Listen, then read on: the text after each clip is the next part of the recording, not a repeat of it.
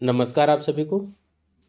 Class 11 geography chapter water ocean part 2, इसका first part हमने upload कर दिया है। आप पहले उसको देख लीजिएगा। फिर ये सेकंड पार्ट है, उसमें हमने हाइड्रोलॉजिकल साइकिल के बारे में बताया था। हाइड्रोलॉजिकल साइकिल क्या है।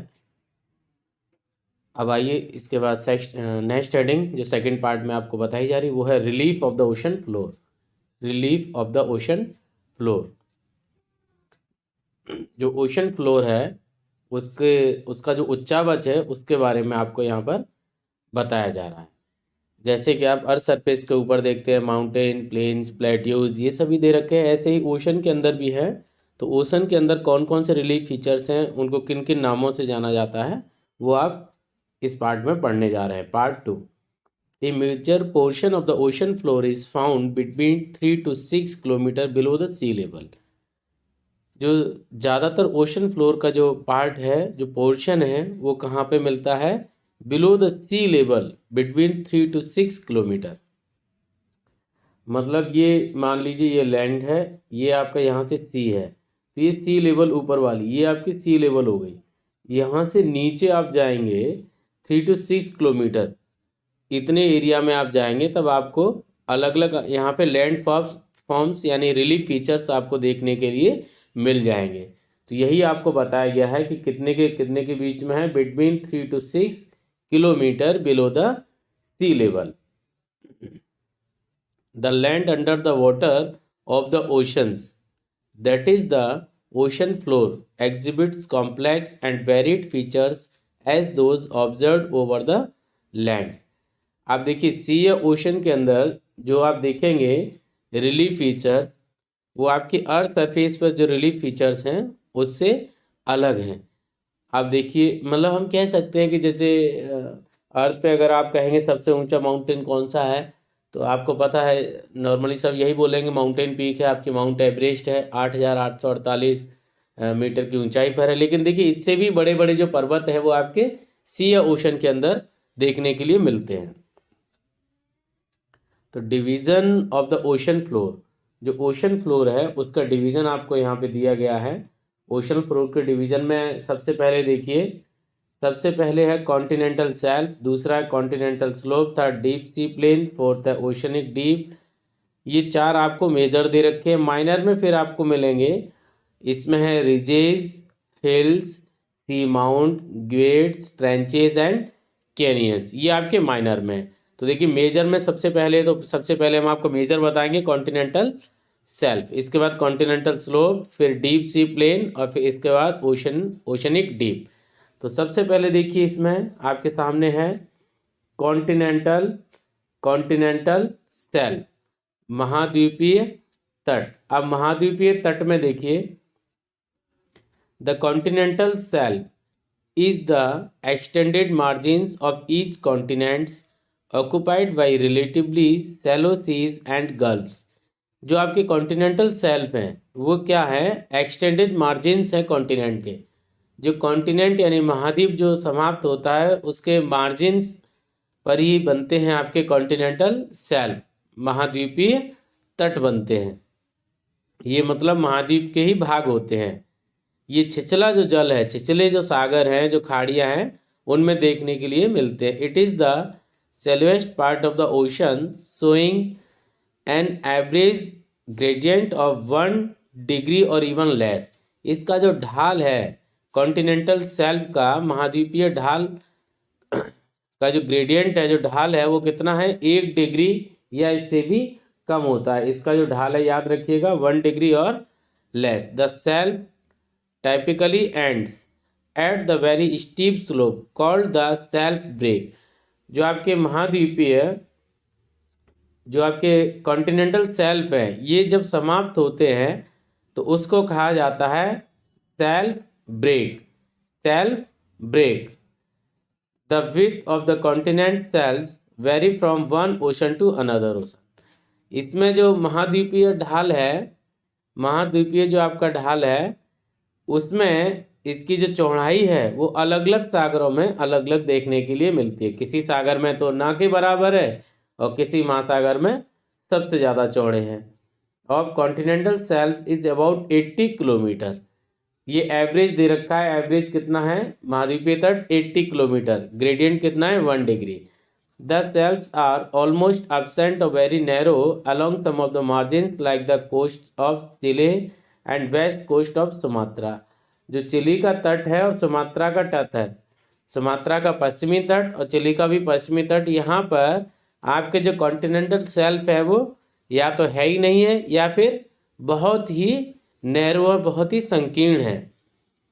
इसके बाद देखिए मतलब पूछ लेते हैं कहाँ पे कम है, तो चिली और सुमात्रा में। इसके बाद देखिए the Siberian self in the Arctic ocean the largest in the world. जो साइबेरियन सेल्फ है वो दुनिया में आर्कटिक ओशन में जो दे रखे हैं वो दुनिया के सबसे बड़े महाद्वीपीय तट है। Stretches to 1500 kilometre in width, चौड़ाई जिनकी कितनी है 1500 किलोमीटर। 1500 किलोमीटर कम नहीं है, 1500 किलोमीटर बहुत ज़्यादा चौड़ाई हो गई। The depth of the shelves also varies, जो तट की जो गहराई है वो भी अलग अलग जगह पर अलग अलग मिलती है। It may be as shallow as 30 metre in some areas, कुछ जगह पर 30 मीटर गहरे होंगे। While in some area it is a deep as 600 metre, और कहीं पर आपको 600 मीटर देखने के लिए भी मिल जाएंगे। The continental shelf are covered with varies thickness of sediments brought down by river. इसमें रिवर के द्वारा, रिवर ग्लेशियर एंड विंड के द्वारा जो सेडिमेंट डिपॉजिट किया जाता है उनकी मोटाई आप देख सकते हैं महाद्वीपीय तट पर। मतलब महाद्वीपीय जो तट है वहाँ पर रिवर्स, ग्लेशियर्स और विंड अपने साथ जो सेडिमेंट लेकर आते हैं वो उसको डिपॉजिट कर देते हैं। The source of fossil fuel, और यही जो आपका कॉन्टिनेंटल शेल्फ है ये सोर्स है आपका जीवाश्म ईंधन का, फॉसिल फ्यूल का यही सोर्स है। इसके बाद आगे देखते हैं।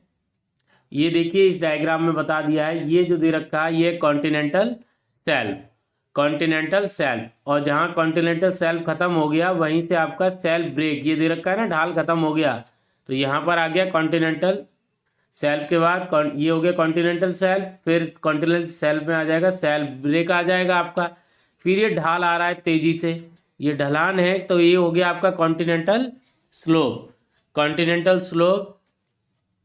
और इसके बाद यहाँ पर नीचे ये डिपॉजिट हो गया, ये आपके सी प्लेन हो गए। तो यहाँ पर बता दिए कॉन्टिनेंटल मार्जिन्स के बारे में आपको बता दिया है। तो ये आपके कॉन्टिनेंटल शेल्फ और कॉन्टिनेंटल स्लोप दो आपको यहाँ बता दिए।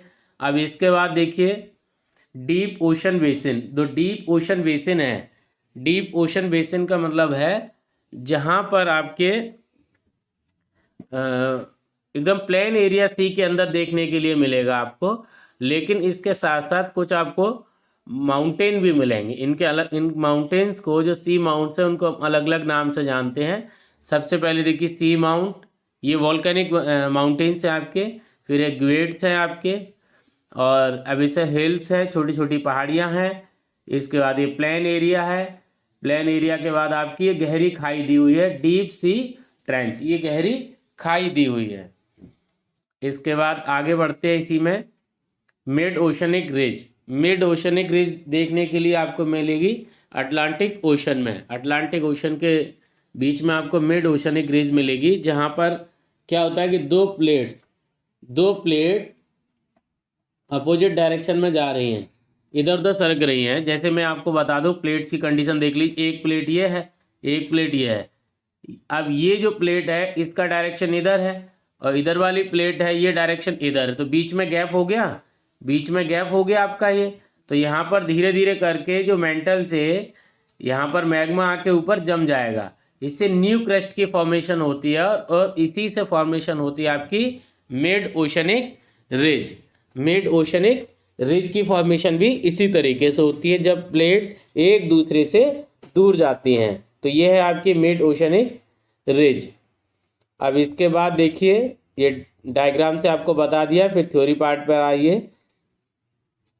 कॉन्टिनेंटल स्लोप, महाद्वीपीय ढाल। अब ढाल में देखिए वो तट हो गया, ये कॉन्टिनेंटल स्लोप है, तो कॉन्टिनेंटल स्लोप में ये सेकंड पॉइंट हो जाएगा आपका स्लोप, ढाल।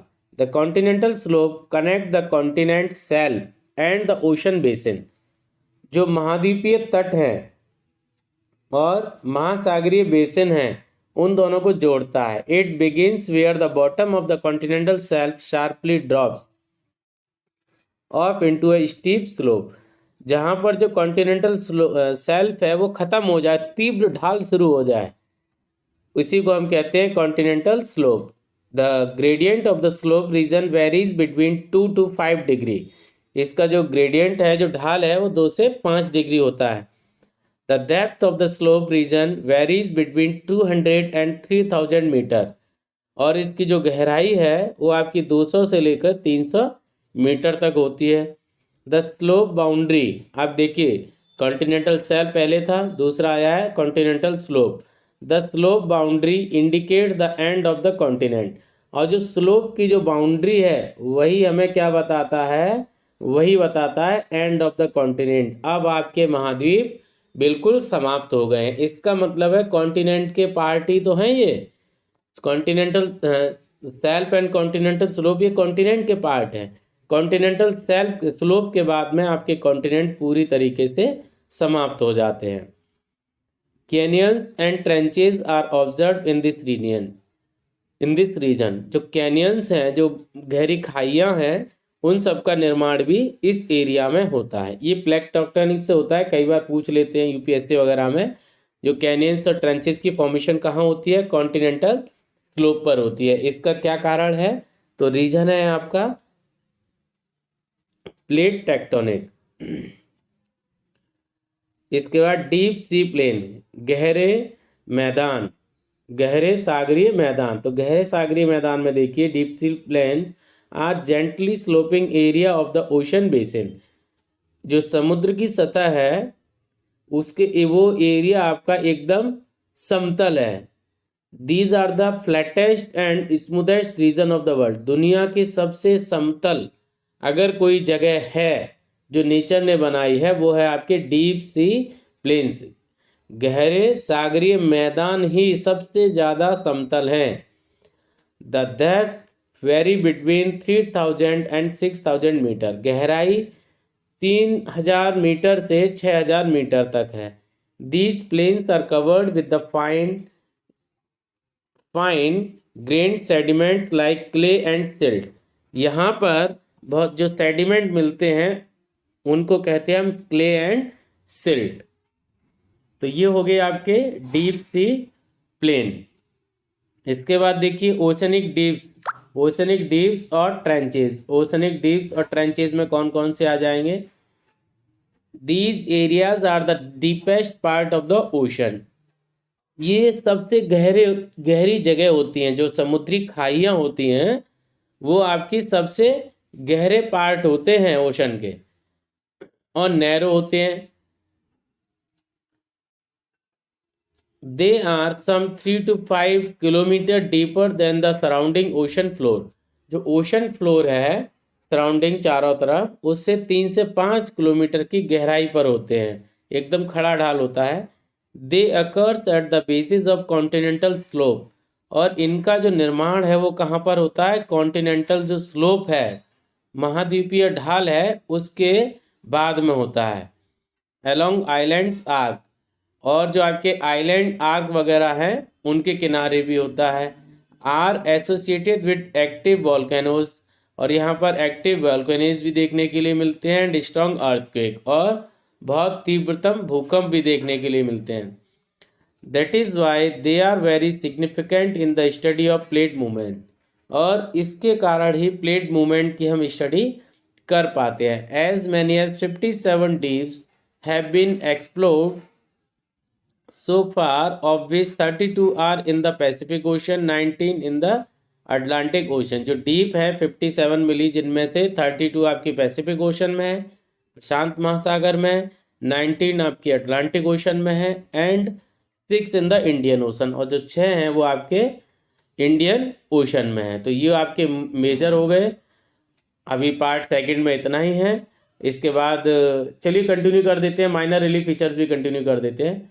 Apart from the above mention major relief features, ये मेजर रिलीफ फीचर्स आपके हो गए। मेजर रिलीफ फीचर्स में कौन कौन से हो गए, कॉन्टिनेंटल शेल्फ हो गया, कॉन्टिनेंटल स्लोप हो गया आपका, और इसके बाद डीप सी बेसिन हो गए आपके, और ट्रेंचेज हो गए। ये 4 चीज़ें आपको बता दी गई। माइनर रिलीफ फीचर्स में देखिए इसमें क्या क्या आ जाएंगे आपके। सबसे पहले देखिए इसमें मिड ओशनिक रिज, मध्य महासागरीय कटक। मध्य महासागरीय कटक मतलब महासागर के बीच में जो कटक है, रिज है। A mid oceanic ridge is composed of 2 chains of mountains separated by a large depression. यानी 2 माउंटेन की चेन जब किसी एक लार्ज डिप्रेशन की वजह से सेपरेट हो रही है। The mountain ranges can have peaks as high as 2500 metres and some even reach above the ocean floor, जिसमें एक का नाम भी यहाँ पर दे दिया है, कुछ बहुत ज़्यादा ऊंचे होते हैं, जिसमें से है आपका Iceland, a part of a mid Atlantic ridge. Mid Atlantic ridge है जो हमने आपको बताई थी, अटलांटिक ओशन में है, उसका ही पार्ट है आपका आइसलैंड। इसके बाद आगे बढ़ते हैं नेक्स्ट हेडिंग की तरफ। नेक्स्ट हेडिंग में देखिए सी माउंट, समुद्री देखिए ये पर्वत कैसे हैं। It is A mountain with pointed summits rising floor the sea floor that does not reach the surface on the ocean. Sea mount are volcanic in origin. जब सी के अंदर, समुद्र के अंदर, ओशन के अंदर वॉल्केनिक इरप्शन होता है, इससे जब मैग्मा ऐसे माउंटेन की फॉर्म में जम जाए, इससे बनते हैं आपके सी सी माउंट बनते हैं। सी माउंट बनते हैं। देखिएगा ये समुद्र के अंदर ही है, सी लेवल तो यहाँ तक है, पानी यहाँ तक है, ये समुद्र के अंदर ही डूबे हुए हैं, इसीलिए इनको कहा गया सी माउंट। इनमें देखिए इसका जो शिखर है, ये शिखर दिया होता है, एक पीक जैसा स्ट्रक्चर दिया होता है, माउंटेन पीक जैसा स्ट्रक्चर दिया होता है जैसे माउंटेन में होता है, इसको बोलते हैं seamount. Seamounts are volcanic in origin. These can be 3000 to 4500 metres tall, with 3000 से 4500 मीटर की ऊंचाई तक होते हैं। द Emperor Seamount, an extension of the Hawaiian Islands in the Pacific Ocean, is a good example. एक example भी दे दिया है हवाईन आइलैंड्स में। सबमरीन कैनियंस, सबमरीन कैनियन, समुद्र के अंदर देखिए सबमरीन कैनियंस के बारे में आपको बताया गया है। दीज आर डीप वैली, ये गहरी घाटियां होती हैं। Some comparable to the Grand Canyon of Colorado river. इसका एक एग्जाम्पल भी आप देख लीजिए, ग्रैंड कैनियन है आपकी कोलोराडो रिवर जो बनाती है Grand Canyon. They are sometimes found cutting across the continental shelf and slope. ये कभी कभी कॉन्टिनेंटल शेल्फ और स्लोप को काट देती है। Often extending from the mouth of the large river, और often extending from the mouth of the large river, और जो लार्ज रिवर है वो सीधी की सीधी सी या ओशन में मिल जाती है, इसको बोलते हैं submarine canyons. The Hudson canyon is the best. मतलब होता क्या है कि जब कोई रिवर है सी या ओशन में मिलने से पहले डेल्टा बनाती है, तब तो क्या होता है, बहुत सारी छोटी छोटी डिस्ट्रीब्यूटरी में मेन रिवर डिवाइड हो जाती है। यहाँ पर रिवर की वैली सीधे सीधे ही मिल गई है किसी सी या ओशन में, इसको बोला है submarine canyon. The Hudson canyon is the best known submarine canyon in the world.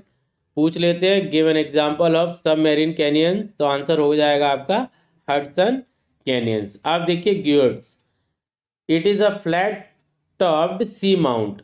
अब इसमें इससे पहले आपको जो सी माउंट बताया था, ये हमने सी माउंट, ऐसे ये भी सी माउंट ही होता है, ये भी आपका ग्वेट्स भी सी माउंट होता है, लेकिन इसमें क्या है कि ये तो सी माउंट हो गया, इसमें ऊपर का जो पार्ट है आपका ये नहीं होता है।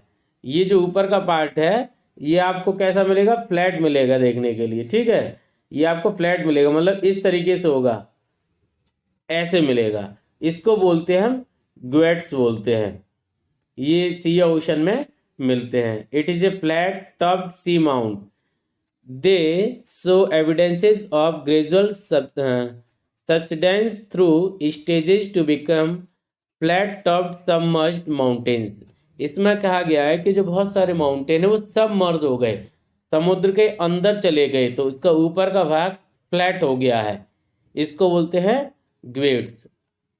It is estimated that more than 10,000 sea mount and goats exist in the Pacific Ocean alone. बहुत सारे आपको सी माउंट और गोट्स पैसिफिक ओशन में ही अकेले देखने के लिए मिल जाएंगे।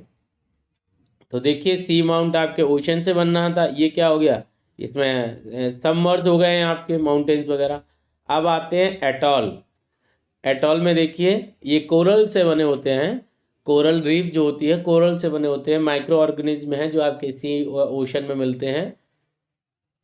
ये कैल्शियम के बने होते हैं, बहुत सारे एक जगह पर मर जाते हैं, जिससे आपका कोरल आइलैंड बन जाता है। जैसे कोरल आइलैंड का एक सबसे अच्छा उदाहरण है, इंडिया के पास है लक्षद्वीप, आपका एक कोरल आइलैंड है। अब यहाँ पर ये कोरल से बना हुआ है ये आपका एटॉल। अब देखिए इसकी फॉर्मेशन कैसे होती है। These are low inland found in the tropical